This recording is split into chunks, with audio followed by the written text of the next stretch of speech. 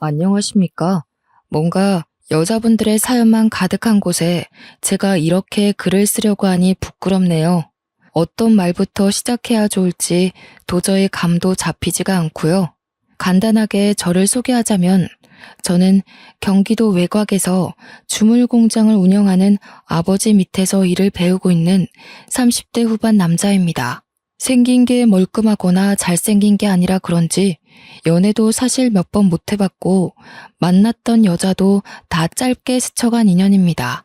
용기 내서 고백을 해봐야 키도 작고 얼굴도 못생긴 남자랑 누가 만나주겠습니까? 늘 항상 차이기만 반복하니까 어느 날부턴가 여자를 만나야겠다는 생각조차 안 들더군요. 당연히 외로움에 시달려서 뭐 이것저것 안 해본 게 없습니다. 주위에서 소개팅도 몇 번 시켜주었고, 그런데 제가 학창 시절에는 좀 찌질했거든요. 일친 친구들한테 빵 셔틀도 하고 많이 맞기도 해서 상당히 소심한 성격을 가지고 있습니다. 그러다 보니 애프터 신청도 잘 못하고 여러모로 연애하기에 좋은 스타일은 아니죠. 생긴 거에 자신이 없다 보니까 헌팅 같은 건 꿈도 못 꿨습니다. 그런 거 아시나요? 길 지나가면 제가 네 남자친구다 이러면서 저 무시하는 이야기들도 들려오고 누가 봐도 매력이 없는 남자이다 보니까 제 팔자의 결혼은커녕 여자친구도 없겠구나 하면서 포기하면서 살았습니다.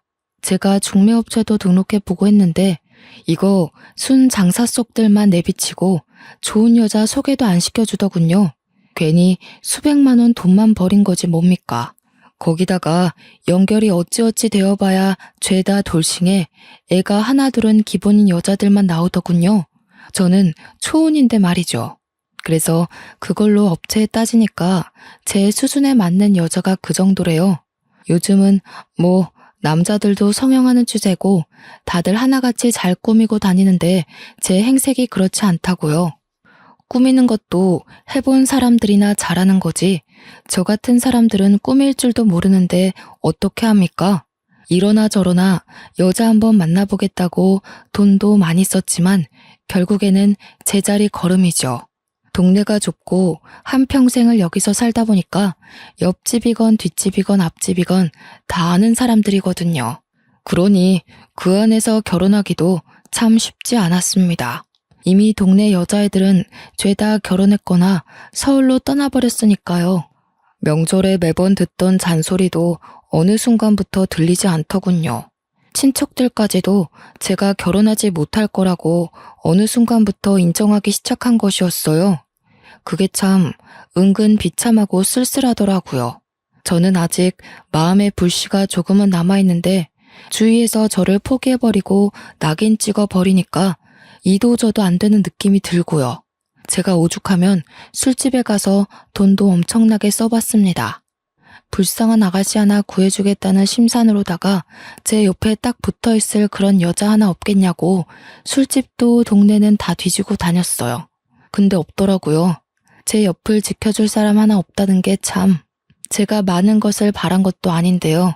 그저 이 한 몸 따뜻하게 안아줄 여자 하나 찾는 게 이렇게나 어려운 일일 줄 상상이나 했겠습니까? 친구들은 벌써 애가 셋인 애들도 있는데 그런 친구들 볼 때마다 부러워서 친구들도 만나지 않게 되더라고요. 그렇게 어찌어찌 하루를 버텨가면서 살고 있었습니다. 매일 주물 공장에서 아버지 일을 도와 땀을 뻘뻘 흘리며 지냈죠. 돈은 수중에 많았지만 이 돈을 쓸 일이 없으니 뭐 일을 하는데 재미도 못 느끼고 있었습니다. 여자친구만 생기면 퍼다 나를 수 있는데 하는 아쉬움이 있었죠. 그러던 도중 동네에 소문 하나가 퍼다하게 나기 시작했습니다. 바로 학창시절 저를 괴롭혔던 일진 최강식이가 동네로 돌아왔다는 소문이었습니다. 강식이는 정말 힘도 세고 키도 컸던지라 동네에서 최강 포식자라고 불리우던 놈이었습니다. 저는 그놈이랑 눈도 마주치지 못할 만큼 힘없는 초식 동물이나 다름없었죠. 강식이 그놈이 고등학교를 겨우 졸업하자마자 사업을 하겠다고 서울로 올라가서 근 17년을 동네에 내려오지 않았던 놈입니다. 여기가 경기도에 속해 있긴 하지만 외곽이라 거의 시골이나 다름없거든요. 한번 서울에 간 아이들은 절대로 돌아오고 싶어 하지 않는 동네란 말이죠. 동네가 좁고 소문이 빠르게 퍼지는 만큼 강식이가 서울에서 망하고 이 동네로 쫓겨오듯 이사를 왔다는 소문이 났습니다. 사업이 망해도 얼마나 망했으면 야반도주했다는 소문까지 들리더군요. 아무리 지금은 별 볼 일 없는 놈이 됐다고 하지만 학창시절의 트라우마는 생각보다 깊게 작용하고 있었습니다. 저는 그놈에게 뜯긴 돈도 많고 얻어맞기도 많이 해서 그런지 마주칠까봐 무서워서 동네 돌아다니기를 피하고 있었습니다. 최대한 공장에서 집, 집에서 공장, 그렇게만 움직이고 다니다가 아버지 심부름을 하러 철물점에 외근을 나갔습니다. 원수는 외나무 다리에서 딱 만난다고 하잖아요. 물론 제가 그놈의 원수가 될 쪽도 아니긴 했지만요. 철물점에서 볼일을 보고 옆에 있는 커피집에 가서 커피를 사서 가려고 하는데 거기서 딱 마주치고 만 거죠. 옛날 일은 다 잊어버린 건지 저를 보고 반갑게 야, 김진수 아니냐 하면서 인사를 하는데 얼마나 놀랐는지 모릅니다. 저한테는 저승사자나 다름없는 놈이었거든요. 학교 끝나고 집에 갈 때 쉬는 시간에 체육 시간에 틈틈이 야, 김진수 하고 부르면 저는 쪼르르 달려가 강식이의 심부름을 했어야 했습니다. 그때는 뭐 지금처럼 학교폭력위원회 같은 게 있지도 않았고 힘센 친구들이 약한 애들 괴롭히면 선생님들이 그냥 너도 힘을 키워라 하고 말았으니까요. 제 이름을 부르면서 손을 흔드는데 그때의 기억이 몰려오면서 등에 식은땀이 쫙 나더라고요.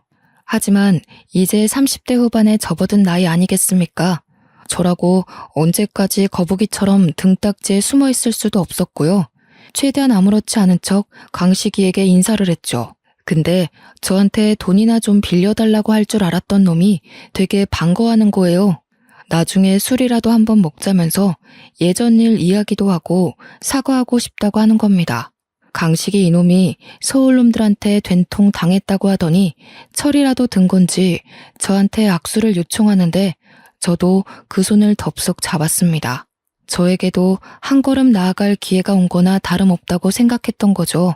물론 술을 먹자고 하니 좀 뜨뜻미지근했지만 적어도 술값 내는 건 삥 뜯기는 게 아니니까 다행이지 않겠습니까?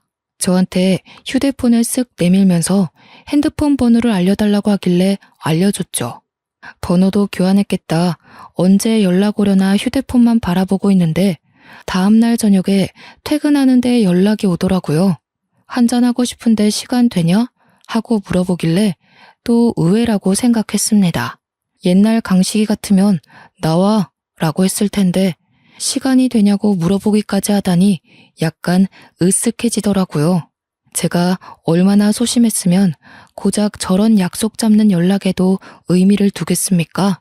아무튼 거절할 명분도 없고 저도 한잔하면 좋겠다 싶어서 만나기로 했죠. 동네 술집에서 이미 한잔하면서 저를 기다리고 있길래 앞에 앉아서 뭐 이런저런 이야기를 했습니다. 서울에서 사업하다 망해서 왔다는데 서울살이 이야기를 하기도 좀 머쓱해서 고등학교 시절 이야기를 했죠. 저한테 야, 그땐 미안하다 하면서 사과를 하는데 은근히 울컥하면서 마음이 녹아내리더군요. 그땐 내가 철이 없었다.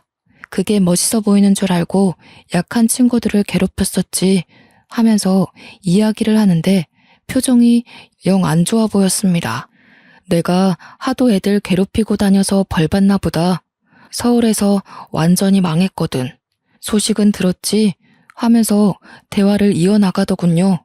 저는 뭐 강식이 심기를 거스르지 않고 싶어서 끄덕끄덕거리면서 장단만 맞춰주었습니다. 한 1시간쯤 지났을까 강식이가 대뜸 자기 아는 동생이 이 근처에 와 있다고 연락을 주었는데 불러도 되냐고 묻더라고요. 저도 기분이 좋았던 상태라서 누군데? 하고 물어보니 서울에서 사업할 때 자기 밑에서 일했던 동생이라고 하더군요. 별 생각 없이 그냥 알겠다, 오라고 해라 했는데 한 30분 지나서 가게로 들어오는 사람이 남자인 줄 알았더니 여자인 겁니다. 근데 상당히 예쁘고 어려 보이는 여자였어요. 평소에 워낙 여자한테 면역력이 없었던 저 여기에 바싹 얼어 있었습니다. 그러자 강식이가 킬킬거리면서 저를 놀리더군요. 고등학교 시절에도 완전 쑥맥 찌질이었는데 아직도 그러고 있냐면서 편하게 해라 하는데 편해지나요? 그 여자애가 끽해봐야 20대 후반으로 보였는데 저를 보더니 바로 오빠야 오빠야 하면서 말을 편하게 하더군요. 그러면서 저한테 오빠 너무 귀엽다 하는데 강식이가 굳어있는 저를 보면서 뭐해 너 귀엽다잖아 번호라도 주고 받아라 하는 게 아니겠습니까? 제가 결혼정보업체에서 만난 여자들이나 주위에서 소개팅 시켜주었던 여자들과 비교했을 때 이렇게 어리고 이쁜 여자는 본 적이 없었거든요. 그래서 우물쭈물하고 있는데 그 여자애가 저한테 오빠 진짜 나 번호 알려주면 안 돼? 하고 훅 들어오더라고요. 알려달라는데 싫다고 할 수도 없고 물론 너무 예뻐서 부담스럽긴 했지만 제가 이런 자리 아니면 어디서 저런 여자를 보겠나 싶고요. 그래서 바로 번호를 알려주었습니다. 그러더니 자기가 원래는 서울에 사는데 여기 볼 일 있어서 자주 온다고 만나면 밥이라도 한 끼 사달라고 하더군요. 남는 게 돈인데 제가 못 사줄 이유가 있겠습니까? 바로 알겠다고 했습니다. 이어진 술자리에서도 처음에 강식이 옆에 앉아 있다가 제 옆으로 와서 쫑알쫑알 말을 거는데 너무 예뻐서 눈이 부시더라고요. 사교성도 좋고 대화도 잘 이어나가고 저 같은 쑥맥에게도 관심을 가져준다는 게 너무나도 좋았습니다. 오죽하면 술자리를 파하고 집에 가는 길이 아쉬워 죽겠더라고요. 저한테 자기 이름이 이영미라고 소개한 그 여자가 자꾸 머릿속에 맴돌아서 밤잠을 설칠 지경이었습니다. 그런데 다음날 눈을 떠서 양치를 하고 있는데 영미한테 연락이 오는 게 아니겠습니까? 자기도 근처 찜질방에서 자고 일어났는데 배가 고프다면서 해장국 사줄 마음 없냐는 겁니다. 숙취 없어? 해장하러 갈래 오빠? 하고 연락이 오는데 가슴이 콩닥콩닥 하면서 이게 바로 핑크빛 연예인과 김칫국을 마시기도 하고요. 옆에 찰싹 달라붙어서 오빠 오빠 하는데 안 넘어갈 남자가 어디 있겠습니까? 그래서 바로 만나자고 했죠. 해장국도 먹고 커피까지 마신 다음에 버스 정류장까지 데려다 주었습니다. 집에 서울인데 버스 타고 지하철 타고 가려니 벌써 지친다고 하길래 저는 큰맘 먹고 택시 타고 가라고 15만 원을 쥐어주었습니다.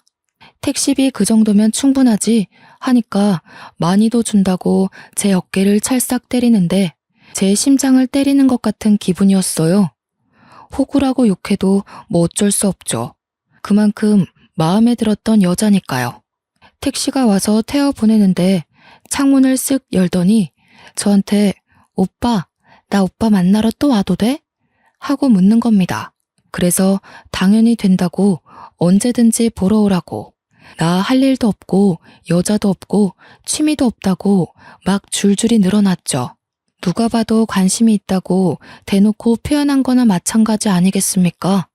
그러자 영미가 알겠다고 또 보러 오겠다고 하더군요. 그 뒤로 진짜 주말마다 저희 동네에 와서 저를 불러내는데 너무나도 행복했습니다. 강식이와 영미, 저 이렇게 셋이 만나서 동네 술집이란 술집은 다 돌아다닌 것 같네요. 셋이 만나도 제 옆에 찰싹 붙어앉는 영미를 보면서 저와 마음이 같은 건 아닐까 생각도 했고요. 그런데 영미가 저한테 어느 날 셋이 말고 둘이 보면 안 되겠냐고 하더라고요. 그래서 아 그래? 그럼 둘이 만날까? 하고 연락을 했는데 은근히 강식이한테 미안하고 찝찝한 겁니다. 그래서 강식이에게 연락을 했어요. 영미가 둘이서 보고 싶다고 하는데 둘이 만나도 되겠냐고요. 그러니 강식이가 저한테 그러더라고요. 그걸 왜 자기 허락을 막고 앉아있냐고. 남자답게 데이트 신청하라고요. 강식이까지 저를 응원해주는 분위기라 저는 용기를 내었습니다. 영미에게 데이트 신청을 했고 영미는 좋다고 주말에 오겠다고 했습니다. 제가 차가 있거든요. 그래서 영미를 데리러 가기도 하고 서울 집까지 데려다 주기도 했습니다. 서울에서 데이트를 하기도 했고 영미와 단둘이 보내는 시간이 점점 길어지게 되었습니다. 서울에 밤늦은 시간에 내려다주고 집으로 올라가는 영미의 손을 탁 붙잡았는데 영미가 곤란해하더라고요. 자기는 집에 들어가서 자야 한대요. 부모님이랑 같이 산다면서요. 아쉽지만 밤에 들어가야 한다는 여자를 제가 어찌 붙잡을 수 있겠습니까? 만리장성이야 언제든지 싸울 수 있다는 생각에 영미를 그렇게 집으로 보내주었죠. 그렇게 한 3개월을 만나니 영미가 저한테 투정 아닌 투정을 부리더군요. 나 오빠 자주 만나고 싶은데 집이 서로 너무 멀어서 힘들다. 나 그냥 오빠네 동네에 원룸 월세라도 하나 얻을까? 하는 겁니다. 저야 완전 땡큐 아니겠습니까? 호시탐탐 외박할 기회만 노리고 있었는데 우리 동네에서 자취를 시작하면 너무 좋죠. 그래서 큰맘 먹고 제가 신축 오피스텔을 하나 얻어주었습니다. 동네 원룸들이 죄다 낡기도 했고 보안도 별로 좋지 않아서 신축에다가 평수도 좀 있는 오피스텔이라 비싸긴 했지만 얻어주었습니다. 방이 분리형 원룸으로 되어 있어서 영미가 지내기에 딱 안성맞춤이라고 생각했거든요. 제가 오피스텔을 얻어두었다고 하자 영미가 너무너무 좋아하는 겁니다. 저희 집이랑 걸어서 15분 거리기도 했고 예상치 못하게 집까지 얻어주니 오빠 정말 통 크다 하면서 좋아하더라고요. 이렇게 좋아할 줄 알았으면 진즉에 물어보고 하나 해주는 건데 하는 생각도 했죠. 다음 수순이야 당연히 뻔한 거 아니겠습니까? 정식으로 간보는 사이 말고 사귀는 사이가 되었고 강식이도 저희를 진심으로 축하해 주었습니다. 저한테 한턱 쏘라고 하길래 진짜 비싼 밥도 한 끼 대접했습니다. 저한테 은근히 결혼하게 되면 명품 정장이라도 하나 사줘야 하는 거 알지? 하고 이야기하길래 당연한 거 아니냐고 걱정 말라고 했죠. 결혼이라니 드디어 30대 후반에 10살이나 어린 여자 만나서 결혼까지 하는 건가? 제 행복회로가 엄청나게 돌아갔습니다. 그렇게 사귀는 사이가 되고 한 6개월쯤 흘렀을까요? 아무리 오피스텔에서 자주 본다고 해도 영미가 본가인 서울에 일주일에 3-4번은 가야 하니까 떨어져야 하는 날이 오잖아요. 그게 너무 아쉽고 서운하고 미치겠는 겁니다. 매일 봐도 보고 싶은 우리 영미를 어떻게 하면 좋을까 고민하다가 이럴 거면 아예 결혼을 하자는 생각이 들었습니다.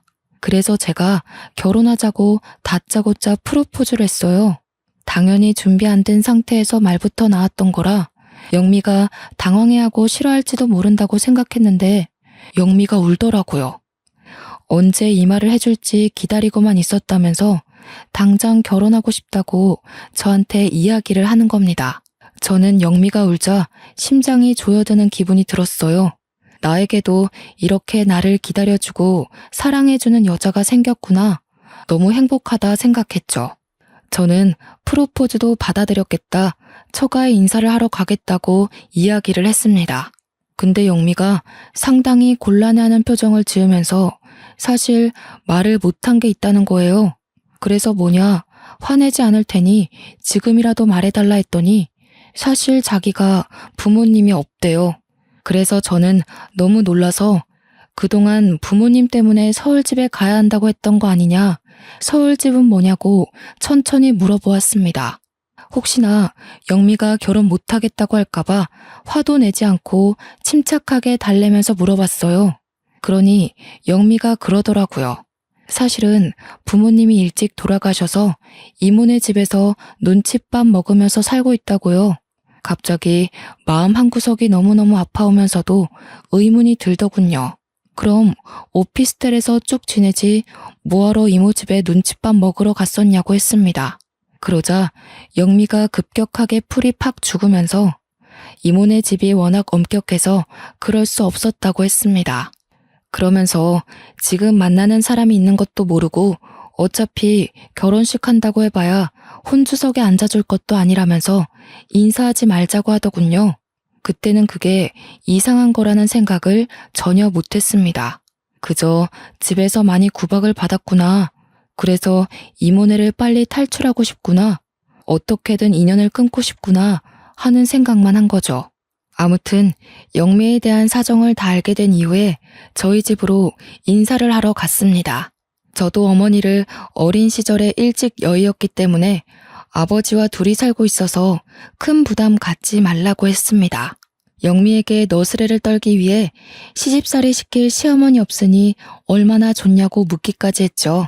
영미는 자기 긴장 하나도 안 했다면서 하루빨리 인사드리고 같이 살 집이나 보러 갔으면 좋겠다고 했습니다. 오피스텔은 둘이 살기 너무 좁아서 제가 아파트를 매매하려고 했거든요.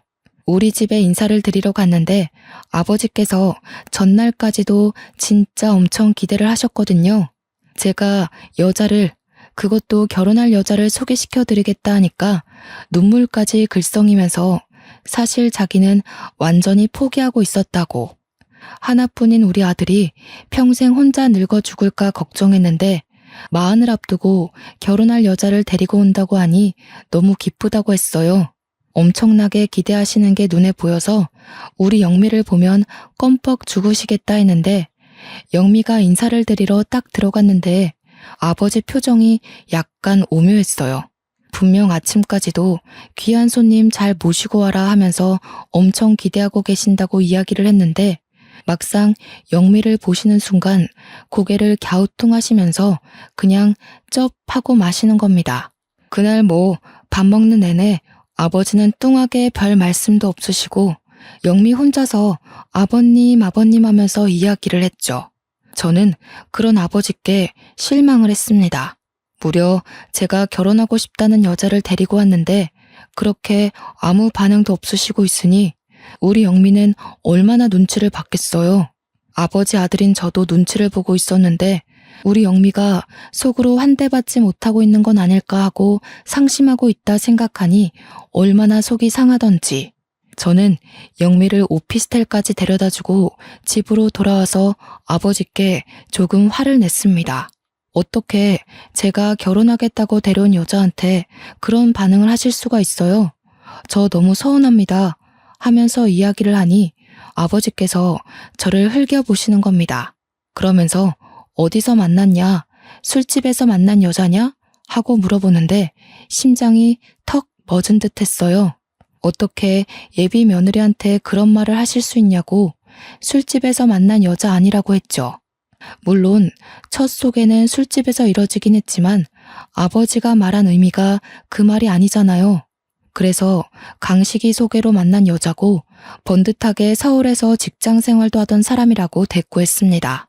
아버지는 강식이가 누군지 한참 생각하시더니 저한테 어휴 속도 없는 새끼라면서 강식이가 소개해준 여자가 멀쩡하겠냐고 하더군요.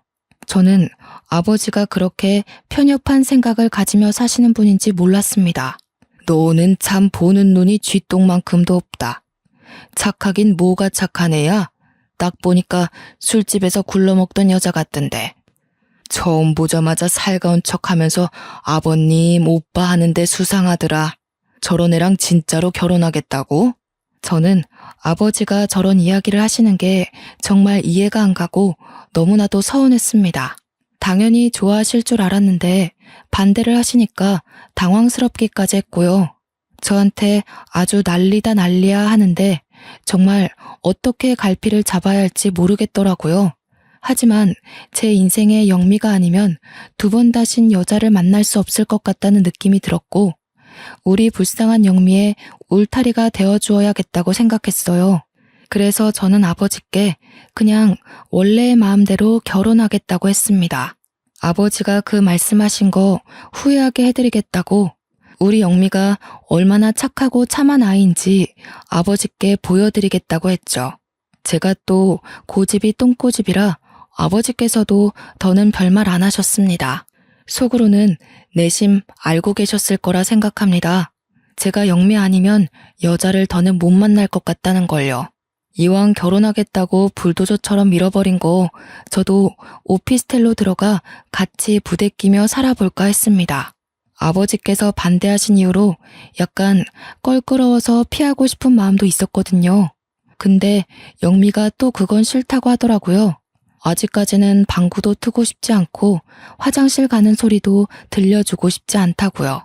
벌써부터 신비로움이 떨어지면 일찍 정 떨어지는 거 아니냐고 죽어도 싫다고 하길래 서운했지만 알겠다고 했습니다. 저한테 끝까지 예쁜 모습만 보여주고 싶다고 하는데 싫어할 남자가 어디 있겠나요? 영미와 저는 분주하게 보냈습니다. 틈틈이 연락 오는 강식에게도 결혼을 준비하고 있는 과정도 다 말해주고요. 식장도 잡고 옆 동네에 유명하다는 스튜디오에서 결혼식 사진까지 다 찍었고요. 메이크업 준비까지 완벽하게 했죠. 그런데 오피스텔 단기 계약이 끝나가는 시점이 오고 말았습니다. 계약 자체를 1년으로 단기로 잡기도 했고 제가 영미와 만난 지 벌써 1년이 다 되어가는 시점이라니 감회가 새롭더군요. 계약을 연장할 거냐고 묻는데 결혼식이 코앞이고 집을 어차피 구하려고 마음먹었으니 비우겠다고 했습니다. 저는 큰맘 먹고 아파트 전세 계약을 했습니다. 원래는 매매를 하려고 했지만 예상치 못하게 아버지께서 은근 반대를 하고 나서시는 바람에 돈이 모자라서 전세를 얻게 되었죠. 이 근방에 워낙 매매가가 저렴하긴 했지만 그래도 대출을 받아서 허덕이고 싶은 마음은 없어서 그동안 모아두었던 적금을 깨부셨습니다. 그러고 나니 전세 가격 정도는 너끈히 해결할 수 있는 돈이 생기더라고요. 영미에게도 계약한 집을 보여주니 눈물을 흘리더군요. 이렇게 큰 아파트에서 살게 될 줄 꿈에도 몰랐다고 하면서 평생 소원이 아파트에 사는 것이었대요. 우리 영미 꿈이 참 소박하기도 하지. 고작 아파트에서 사는 게 꿈이라뇨. 우리 신혼집을 한바탕 자랑하고 난 다음 영미의 짐을 그쪽으로 옮기라고 전해주었습니다. 당연히 너무 좋다고 난리난 와중에 저한테 집 명의는 누구 명의로 했냐고 슬쩍 물어보더군요. 그래서 전세라서 누구 명의든 상관없지 않냐고 단문하니 고개를 끄덕이더군요. 약간 서운해하는 눈치라 제가 웃으면서 2년 뒤에 매매할 때는 공동 명의로 해주겠다고 하니까 활짝 웃었습니다. 저는 그런 영미의 얼굴을 보고 전세 계약을 하러 돌아다닌 시간이 아깝지 않다고 생각했죠. 이제 부부가 되고 2년을 더 살다 보면 매매 계약할 때 공동명의 못 해줄 이유가 있겠습니까? 더 좋아져서 아예 우리 영미 이름으로 집을 사주고 싶어질지도 모르는 거죠. 영미는 저한테 2년 뒤에 집을 살 수 있는 거냐고 물었고 저는 전세 계약이 끝나면 돈이 어느 정도 모아질 거고 그럼 가능할 거라고 했습니다. 이모네 집에서 눈칫밥을 먹으며 살았던 기억이 있어서 그런 건지 자기 집에 대한 욕심을 좀 부리더군요. 저한테 찝찝거리는데 너무 마음이 아팠습니다. 그 뒤로 영미와 저는 오피스텔에서 작은 짐부터 하나 둘 옮기기 시작했습니다. 영미가 혼자서도 충분히 할 수 있다고 했지만 곱디고 온 우리 신부 손을 힘들게 해서야 되겠습니까? 제가 열심히 영미와 함께 짐을 날랐고 큰 짐만 남겨두고 있었던 상황이었습니다. 큰 짐은 제가 천천히 옮겨주겠다고 했더니 영미가 자기가 옮겨도 된다고 하더라고요. 작은 용달차 하나 불러서 옮기면 된다고 하길래 일단 알겠다고 했죠. 제가 아버지 주물 공장에서 일을 하고 있지 않겠습니까?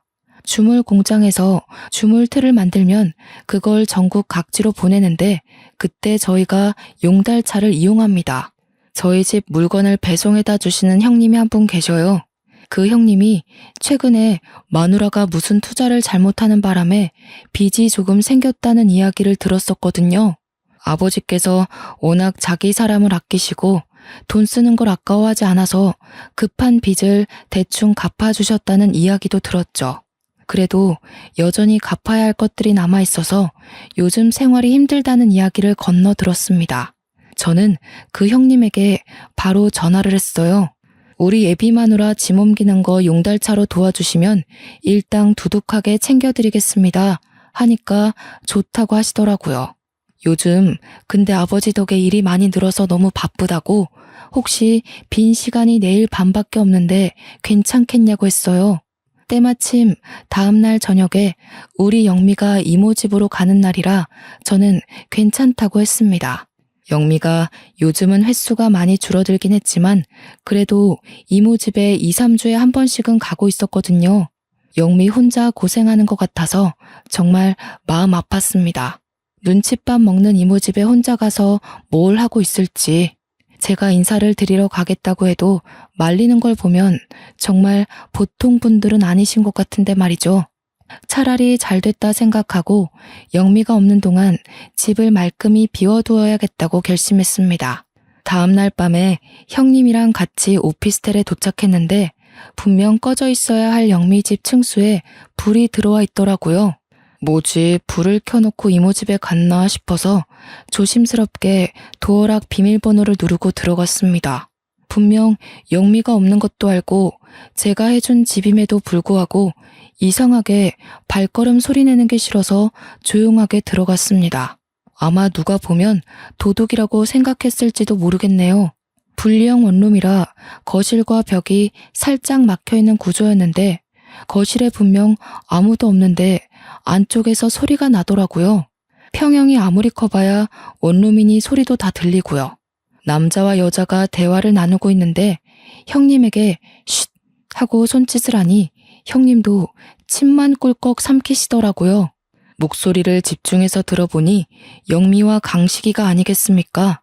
저는 저 둘이 왜 오피스텔에 이 야심한 밤 시간에 같이 있는 건지 이해가 안 갔죠.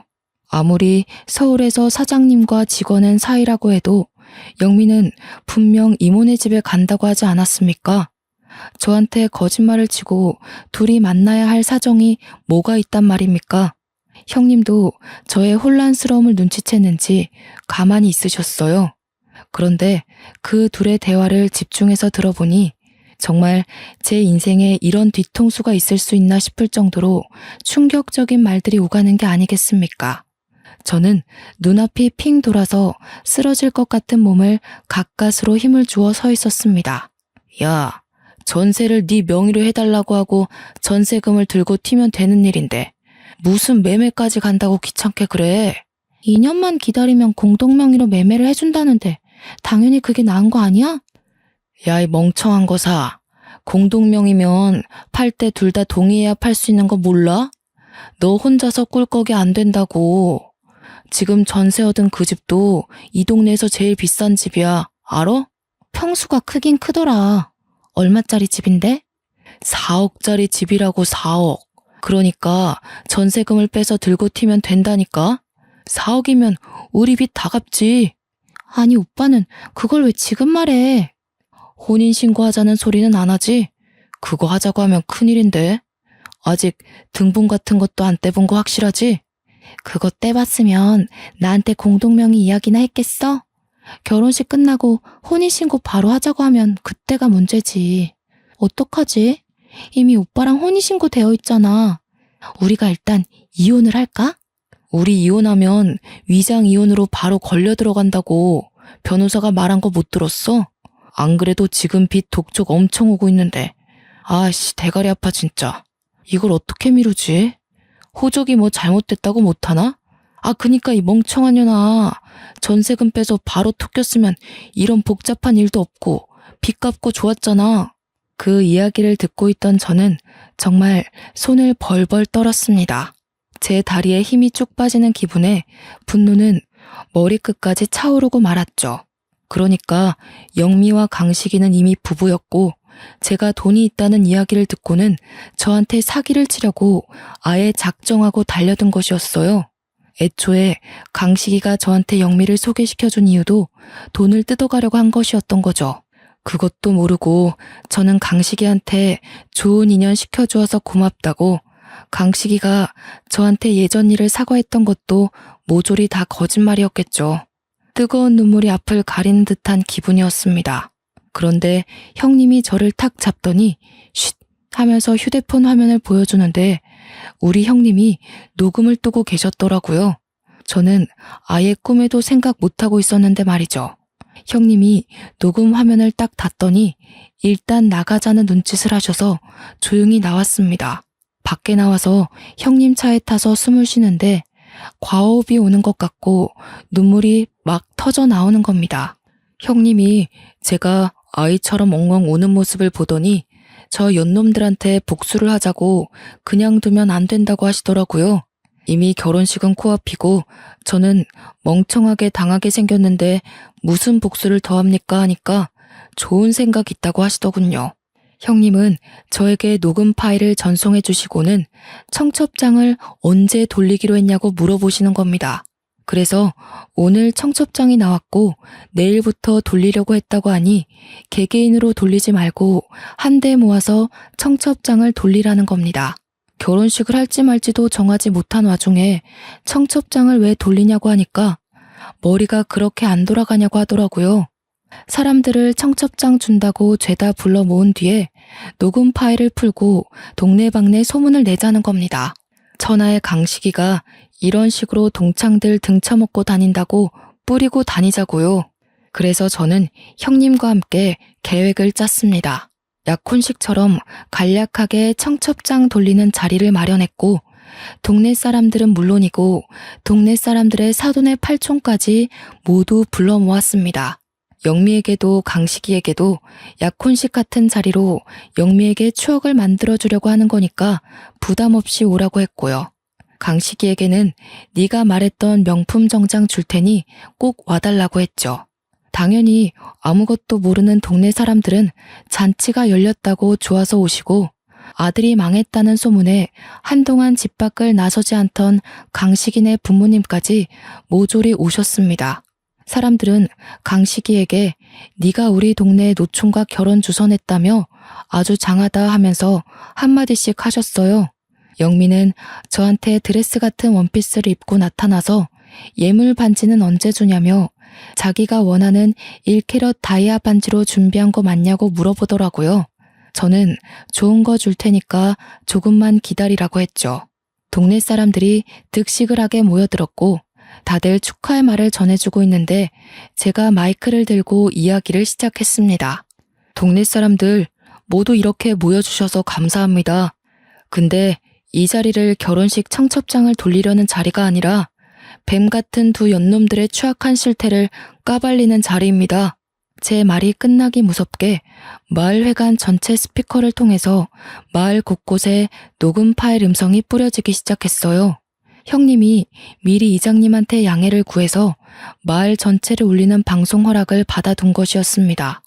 동네방네에 영미와 강식이의 그날의 대화가 울려 퍼지고 두 사람은 얼굴이 사색이 되었죠. 아무것도 모르는 동네 사람들은 이게 누구 목소리야? 무슨 내용이야? 저게 다 뭐야? 하면서 난리가 났습니다. 그래서 저는 다시 마이크를 들고 모든 전말을 이야기하기 시작했습니다. 저도 얼마 전에 알았습니다. 최강식과 저의 결혼하려던 이영미가 사실은 부부였다 이 말입니다. 제가 가진 돈이 탐이 나서 둘이 짜고 이 일을 벌인 겁니다. 제가 얻은 아파트 전세금을 들고 튀려고요. 동네 사람들은 난리가 났죠. 미친 거 아니냐, 그 연놈들 어디에 있냐, 막 소란이 시작되고 영미는 저를 보면서 벌벌 떨고 있었습니다.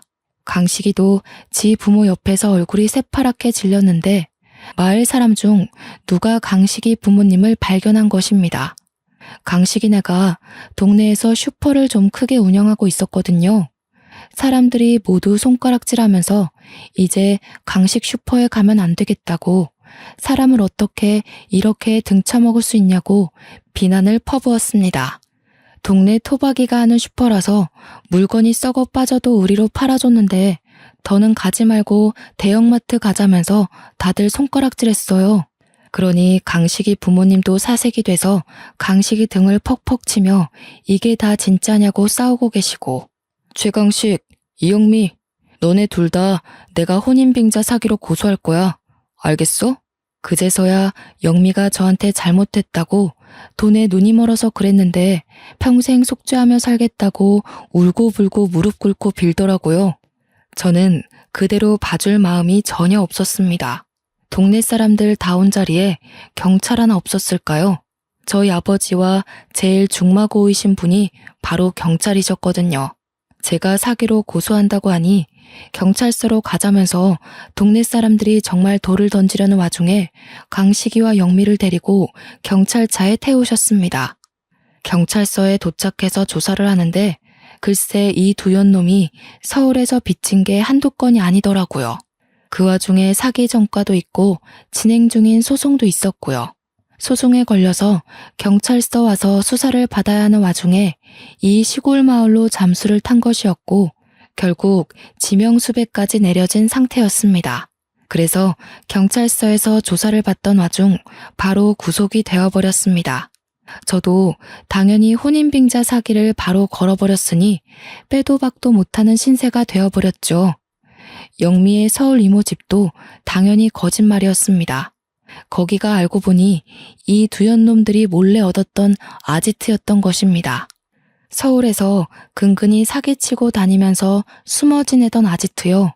이 동네에서 둘이 같이 있다가 저한테 걸리기라도 하면 안 되는데 서울 그 집에서 미래를 즐기고 있었던 것입니다. 그래서 저도 못 오게 한 거고 인사도 못 가게 한 거였죠. 이모는커녕 가족이라고는 남편인 최강식밖에 없는 여자였던 것이었죠. 저는 당연히 소송 진행했고 꼬박 10개월이 흐른 뒤에 승소를 했습니다. 그리고 바로 민사소송도 걸어버렸죠.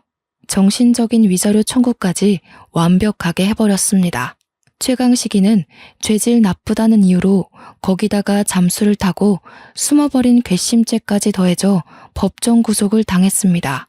지금은 감방에서 죄수들과 행복하게 지내고 있을지 더러운 꼴 당하고 있을지 모르겠네요.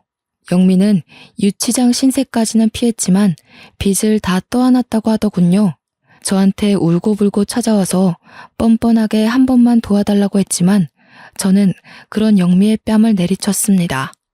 결국 어디 식당에서 하루 종일 설거지하면서 빚쟁이들한테 시달리고 있다는 소식이 들리더군요. 날이 추워지니 옆구리도 쌀쌀하지만 저는 평생 여자는 쳐다도 안 보고 살기로 했습니다. 제가 결국 아버지께 진심으로 사과드리자 아버지도 저를 다시 토닥여 주셨고요. 이번 일을 기회 삼아 오히려 더 당당해지자고 마음먹었습니다. 지금은 주물회사 경영권을 물려받아 누구보다 일을 열심히 하고 있습니다. 그냥 혼자 살 운명임을 받아들이고 열심히 살도록 하겠습니다. 제 이야기 어떠셨나요? 제가 너무 흥분해서 이야기를 한 건 아닌가 싶네요. 재미있게 들어주셨다면 추천 한번 눌러주세요. 감사합니다.